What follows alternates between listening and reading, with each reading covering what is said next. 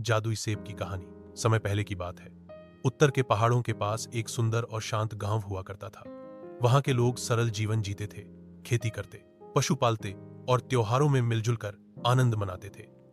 उसी गांव में एक 12 साल का होशियार और साहसी लड़का रहता था, आरव। वह अपनी मां के साथ एक छोटी सी झोपड़ी में रहता था, क्योंकि उसके पिता का देहांत बहुत पहले हो चुका था। गांव में एक रहस्यमय बगीचा था, जो गांव के एक छोर पर वीरान पड़ा था। उस बगीचे के बारे में कई कहानियां प्रचलित थीं। सबसे प्रसिद्ध कहानी यह थी कि वहां एक जादुई सेब का पेड़ है, जिसका फल खाने से हर बीमारी ठीक हो सकती है और जीवन में सुख शांति आ जाती है। लेकिन उस बगीचे में जाने की किसी की हिम्मत नहीं होती थी। कहते थे वहां आत्माएं रहती हैं जो इंसानों को। एक दिन गांव में अजीब सी बीमारी फैल गई। लोग तेज बुखार, कमजोरी और अजीब बर्ताव का शिकार हो गए। गांव का वैद्य भी इस बीमारी का इलाज नहीं कर पाया। सबसे बुरा तब हुआ जब आरव की मां भी उसी बीमारी से पीड़ित हो गई।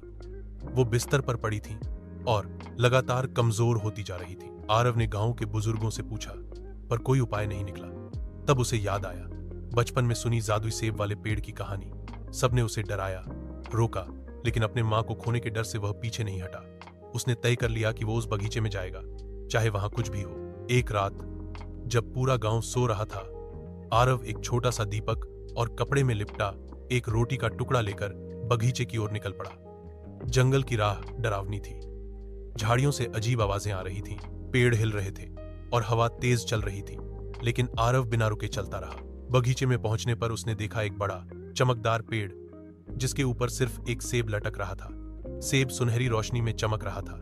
जैसे ही उसने सेब तोड़ा, एक रहस्यमयी आवाज आई, जो इस फल को स्वार्थ से लेगा उसे उसका श्राप मिलेगा। लेकिन अगर तेरा हृदय सच्चा है तो यह फल तुझे चमत्कार देगा। आरव ने डरते हुए कहा, मैं इसे किसी लालच से नहीं, सिर्फ अपनी मां और गांव को बचाने के लिए चाहता हूं। एक क्षण में हवा शांत हो गई और पेड़ की चमक मंद पड़ने लगी। वह जल्दी से गांव पहुंचा और मां को सेब का टुकड़ा खिलाया। चमत्कार हो गया। मां की आंखें खुल गईं, चेहरा फिर से लालिमा से भर गया। फिर आरव ने बाकी सेब गांव वालों में बांटा और सभी धीरे धीरे ठीक होने लगे। गांव में फिर से जीवन लौट आया। सबने आरव को धन्यवाद दिया, उसे गांव का रक्षक कहा। लेकिन आरव कभी घमंड नहीं करता।